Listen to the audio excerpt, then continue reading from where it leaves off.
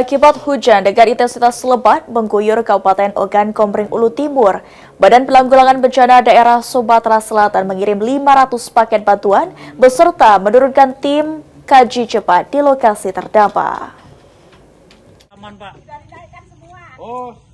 Akibat hujan dengan intensitas lebat mengguyur Sumatera Selatan pada puncak musim hujan, Kabupaten Ogan Komering Ulu Timur, BPBD Provinsi Sumatera Selatan menurunkan tim kaji cepat dan mengirim bantuan Gubernur 500 paket bantuan sembako di daerah terdampak.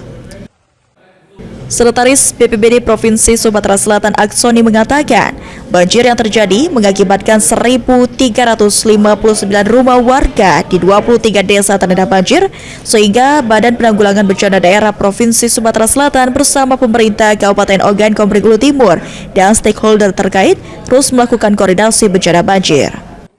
Meski kondisi banjir saat ini sudah mulai surut, namun dengan curah hujan yang cukup tinggi di daerah Sumatera Selatan, masyarakat dihimbau untuk selalu waspada terhadap potensi banjir yang masih mungkin terjadi.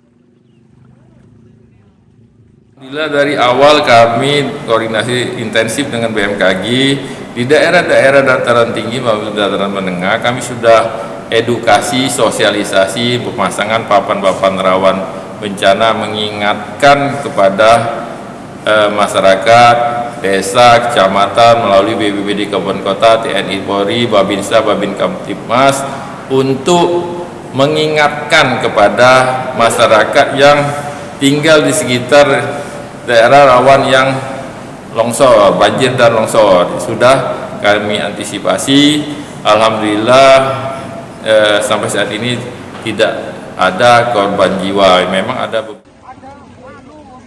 Selain di Kabupaten Oku Timur, dengan kondisi curah hujan yang tinggi, beberapa kabupaten seperti Muara Enim, Pali, dan Prabumbuli perlu diantisipasi terhadap potensi banjir yang mungkin dapat terjadi. Eki Saputra, PAL TV.